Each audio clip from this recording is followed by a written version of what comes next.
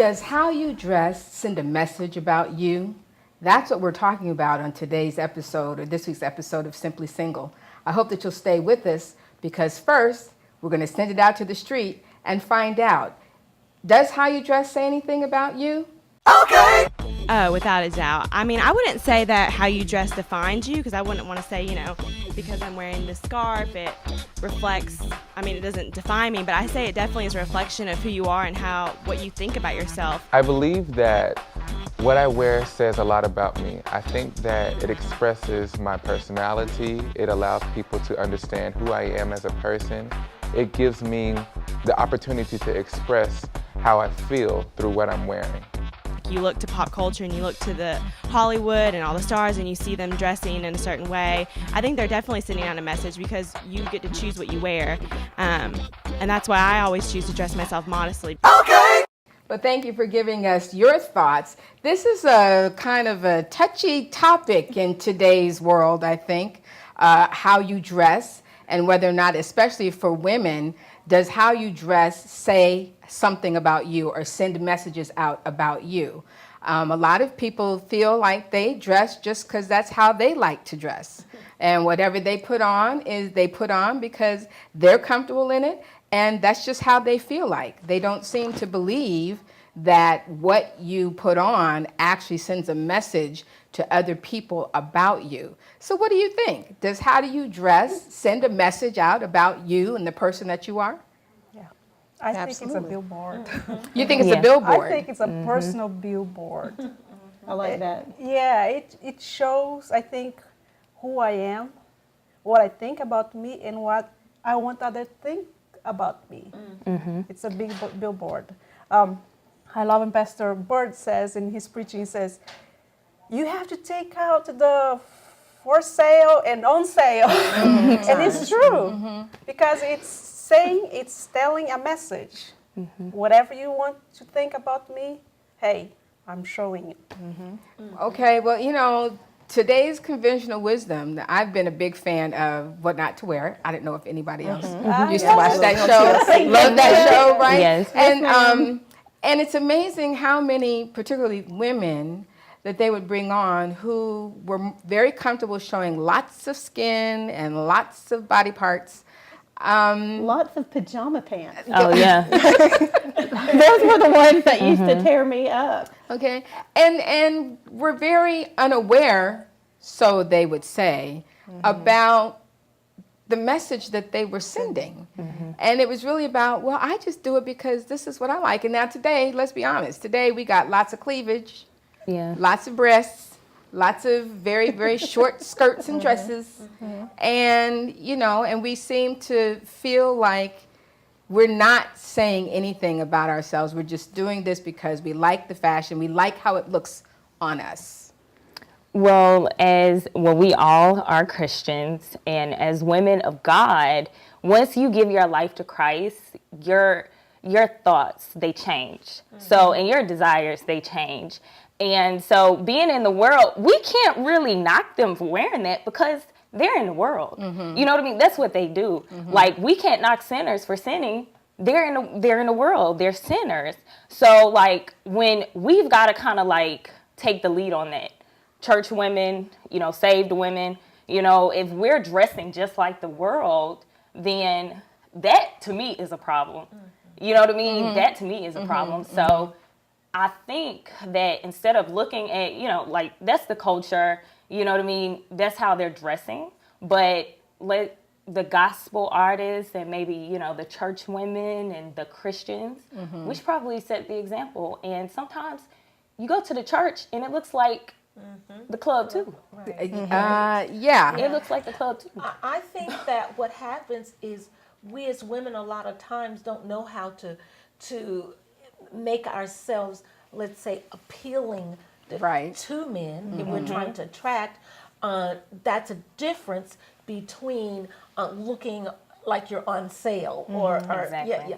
And so sometimes we don't know that balance, because we don't want to look like an old maid or, unattractive, where we look at our own selves in the mirror and be like, ugh, So, but then you don't want to look you're going to the club and like you're out for a certain kind of a man. So there needs to be that balance. I feel. And how do you get to that balance? Because another problem that I often hear is, well, the stores don't sell anything but this. Not true. Especially for younger, women in their 20s, early 30s.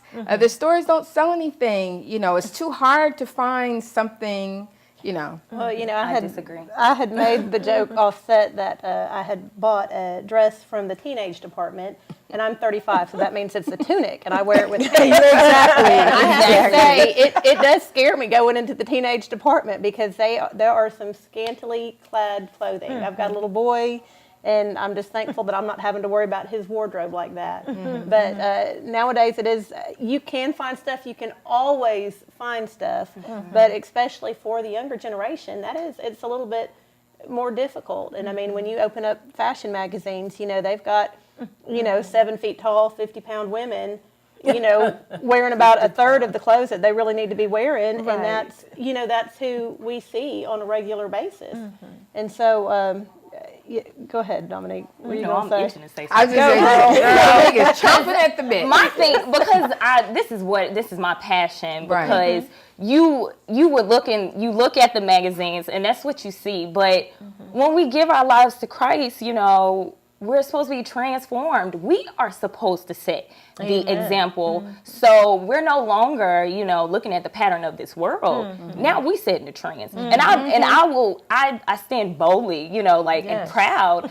I will set the trend, and I'm totally cool with, being the modest one, but I'm still fly. Let me tell you, my confidence comes from God. You know what I mean? It comes from God. And I can, walk around covered up and still have that confidence because I used to think that dressing, half naked, to get that attention was the only way for me to get attention when that's not it. That's not it at all. So, and I know we that just you have to take, you have the an initiative. organization, right? Yes. That is centered on fashion and modeling and dealing with young women and youngsters. That's one of the categories is, encouraging women and men to dress modestly for Christ. Like, don't just say, I'm a believer, I'm a Christian, but, allow people to see it in the way that you dress, not only, in the way you dress, but the way you carry yourself and your character. But, we look at that because before you even open your mouth, people are going to see you first, and that's just the reality of it. Yes, God accepts us as we are, but he's not going to leave us there, So there should be some kind of transformation. Yeah, I wanted to say something because the word that she used is so important, that word confidence. And sometimes we substitute the lack of clothes, for what we really need is confidence. And that's what's appealing even to the opposite sex, is your confidence, your swag that you have, and whatever it is you can wear. And some women can literally just wear a crocus sack, and they just wear it so fly until, it's like everybody pays attention. It is because of that God that's coming out in you, and you have that confidence in it, and that's in who you are through God. And that's what I think we're missing. And so sometimes we try to put it on us instead of getting it in us. And so that's it. And it's not just younger women, it's older women. And I see so many older women feeling like in order to attract a man, I've got to dress like, I'm 13 years old or whatever, and wear little short things and little tight things and all that. So it's not just the younger women. I think it's even a little more acceptable in my head than to see somebody my age, trying to dress like they should have dressed in their 20s, whether it's modest or immodest, it just doesn't take on the same kind of a look. And so it's really important that you know who you are. And I'm a believer in wherever you go, you represent, because I know sometimes as women, we do sloth a little bit, and we, go to the corner store and we have a scarf on our head or what. No, that's not representing. Everywhere I go should represent God. And I know from my mom, she used to say, some things you just don't even wear around the house. No, because you need to feel a certain way, and don't wear that even, if no one sees it. And I think that's important, because sometimes we feel like, okay, we're dressing up just for this occasion or that occasion. But anytime we go out, it's not just about us. We're representing God. I know, Mindy, you wanted to. Well, and I was jump going in. to say, when I was in my late 20s, I used to go out a lot and socialize and network at bars. And a lot of times I would be wearing, jeans, heels, and a turtleneck. And my girlfriends I'd be out with, I called it the $4,000 body part. When you get your fake boobs, that's your $4,000 body part. Right. And you got to show it off. And so when you're showing off your $4,000 body part, you're attracting a different type of man. That's it. And the man they would attract, they'd be, honey, you got your overnight bag. Because that's what you're projecting. When you've got, I used to call it boobs on a tray. Like you're walking around like you got your boobs on a tray. And the men I would attract in my turtleneck, I had a man tell me once, like he came and bought me a drink and was talking to me because he knew that I had something more than my body to give. He knew I could have a conversation because I was confident enough to walk up in there in a turtleneck. Wow. And if he was looking for a body, there's all sorts of $4,000 body parts running around. So That's pretty good. a lot of it, you're telling someone whether you have something on the inside or not. Right. Good. We're going to come back. We've got to wrap up this segment, and it's just getting good. I hate that, but stay with us because we're going to keep the conversation going.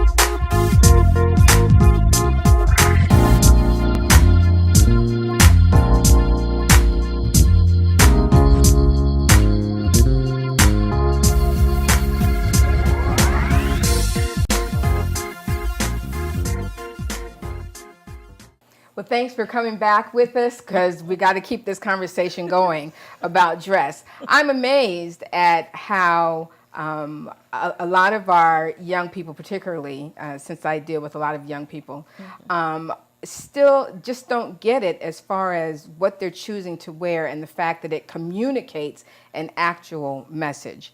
And you hear a lot women say, it shouldn't matter what I wear, the guy shouldn't touch, they shouldn't say anything to me, they should, because this is about me. This is what I like, this is what I feel comfortable in, and they should say nothing, they shouldn't, And I'm kind of thinking, is that realistic? Not at all. It's not realistic. Not at all. No, I think that's insane. Yeah, but people actually, let's just say, we're taught from a very early age, oh, that's sexy. Oh, that looks good. And we use that word a lot. Oh, girl, that looks sexy. Oh, your hair looks sexy.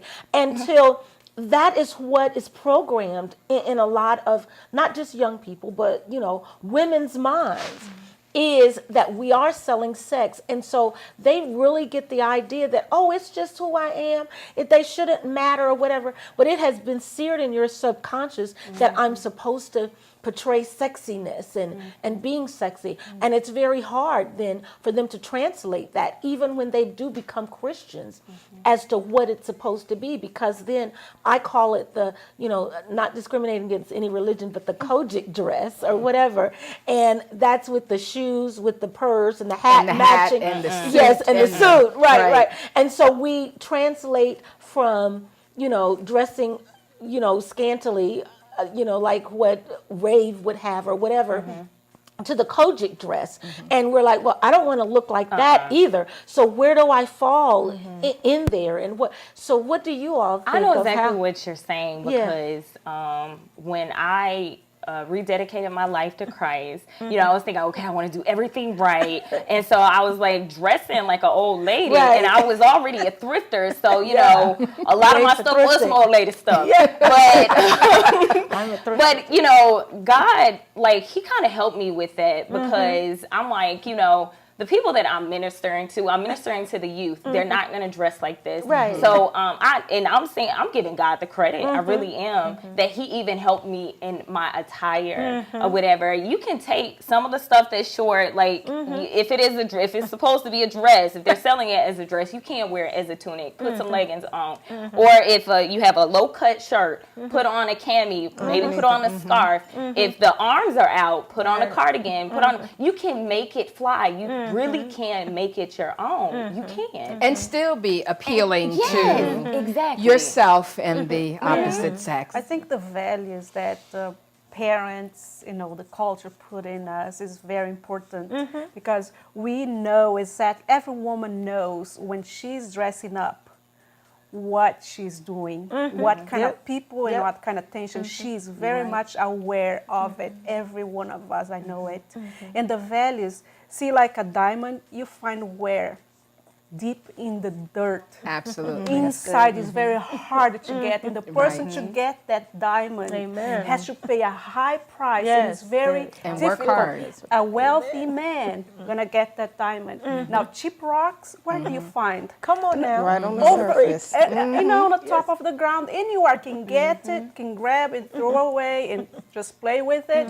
And then it's there for whenever they want to. But if you are a diamond, you know your value. And you're not going to be an easy rock. Amen. The other thing that I often wonder too, I didn't know about you all, but when I was growing up, I was taught that you have certain clothes for certain things. You have school clothes and then play clothes and church clothes and work clothes. And that seems to not be the current thought. Yeah, I wanted to brag on a certain church the other day. I went to a Catholic church the other day, and I was so impressed with the way that they handled the clothing situation. This is the Catholic Shrine in Hanceville, and they have a sign at the entrance to the auditorium, and it's explaining the reverence that you hold for the church, and they request that you were covered up. If you did not have your arms and your legs covered up, they had robes for you to put on behind the counter, and you could do that. And that kind of shocked me, like, oh, thankfully I'm in my longest dress and long sleeves, so I'm not wearing a robe.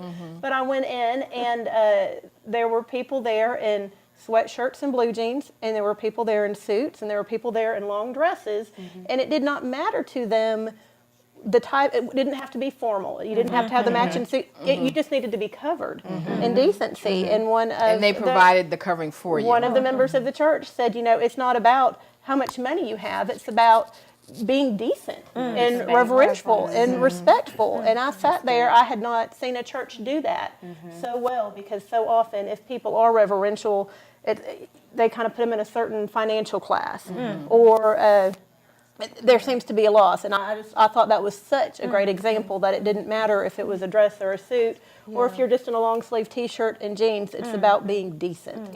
Now, another thing, I'm sorry, go ahead. Oh, no, I was just going to say that decency is very important, because I know for a fact that at some churches, they have balconies and things of that nature, and you don't realize how much of a distraction you can be when you're sitting in the balcony with a short skirt on, basically in the eye line of the minister or anyone who's up there, and you're sitting like, well, I'm not going to do it, but thank you. You're sitting, gap-legged and things of that nature. I was like, it's inappropriate. There's a reason why the mothers of the church bring, shawls and things to cover their legs and things of that nature. It's just a matter of decency. And that kind of segues into, as Christians, people will say, well, my definition of modesty is not the same as your definition of modesty. And it is kind of a vague term, modesty, decency. So how do we help each other, especially, again, I have a burden for our younger sisters. How do we help to impress on them what that actually means? Well, a good example is lots of women, we must admit that we dress for other women. We don't really dress for men that much. They're just secondary. We want to show off our nice body, our good shoes, whatever the case may be.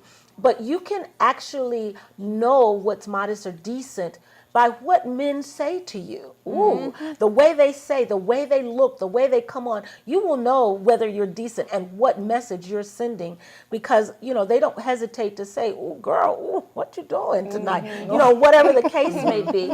Yes, and if that's the reaction that you're out, you know, to get, then that's what you'll get.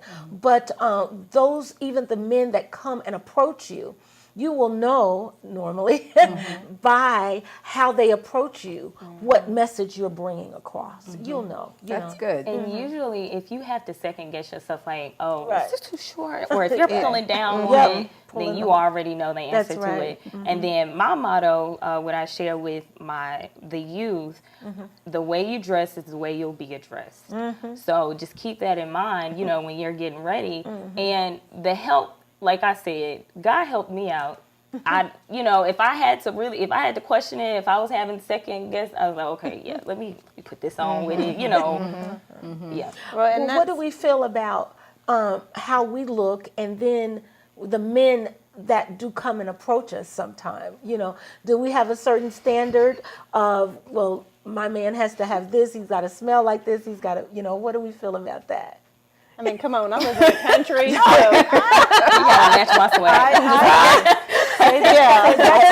That's very important what you said, because the way I dress is the kind of people I'm trying to attract. If if I dress trashy, I'm gonna, whoever is attracted to me likes trash. He's a trash too. I'm sorry to use this language, but it's kind of the way it is. Right. I don't have to dress to be elegant. I don't have to be indecent. I can be decent and very elegant and attract the very wealthy men. Not, you know, financially, I'm not talking about that, but the one with character. Quality, high quality, who like quality women. Exactly. But, and the problem is too, and I don't want to suggest that women who show a lot are not high quality, but many times they don't see themselves Correct. as being high quality. And therefore, on this show, What Not to Wear, you know, when they saw themselves in high quality clothing, where they were elegant and for some still sexy, whatever, especially if they were young, I don't want to look old. The transformation internally was amazing, because they were like, I never knew that I could actually look this way, you know, and since I couldn't see it in my mind's eye, I didn't do it on the outside. Right, We have to wrap it up, and when I come back, we can have some closing thoughts from our girls here, but please stay with us. I think the way you dress says how much you care about yourself. You know, if you just dress any kind of way, you know, you don't really take care of yourself, like hygiene and stuff like that. It kind of says that, you know, I really don't care. Like, I don't care about anything. There's like almost like a sense of apathy with that, you know.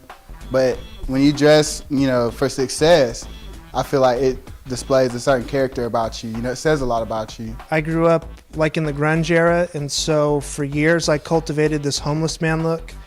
And then after I got out of college and I became a professional, I decided, you know, I'm not in college, so I started upping the way I dress, and it radically changed the way people reacted to me. Not just women, but men, other men, the way men would react to me in a professional environment. You know, people just walking down the halls, people give you more respect. And I forgot to tell you before we left that we were having some more on the street thoughts, so thank you for sharing. All right, so parting words, dress and what it says about you. How would you tell our young women and men about, you know, how to be appealing, attractive, and still dress in decency? You know, I think Dominique made a great point. The Holy Spirit's going to take care of it. I know, you know, until you're ready to hear it, it doesn't really matter what anybody else says. And so, the Holy Spirit teaches us all things. The text says, if I, God, be lifted up, he'll draw all men unto us. We can truly take that literally if we like. Absolutely, dress to lift God up. There you I go. don't want all men, just one good man. That's good. That's good. Use that. What would Jesus say? Okay, what would Jesus say or do? All right, so Or how would you want to look if you were in front of Jesus, which he sees everything? If you were meeting Jesus, would you be okay with wearing that? Or would you be pulling it, you know? lots of good advice, lots of good tips, and I hope that you got something out of that. So next week, our last show for the season, our last official show for the season. And what we're talking about is, should we even have this discussion about possibly being single forever? Do you ever think about that? Whether or not you might be single forever? The thought crosses the mind. It crosses the mind. Oh, yeah. Some people don't want to think Yes, about it. yes. What do you think? That's what we're talking about next week. Remember, we want your feedback at Patty Conwell on Twitter, Patty Conwell on Facebook, or on the YouTube page, Simply Single. Leave us some thoughts, because if we want to do some special shows outside of the season, we really want to focus on what you want to talk about. So I hope to hear from you. Join us next week. Bye. House Barbican, how it's supposed to be, but it seems like something's missing from the equation, you and me. Tell me, why am I not having fun? Yeah, in this game we play. Well, if you're tired of trying to fight the fantasy, you need to hear what I have to say. Okay, get your dancing shoes on, we're gonna have some fun today. Hey, hey, single people all over the world say God made me this way. Hey, hey, you don't need nobody else to have some fun today. And just snap your fingers from side to side and say I'm okay.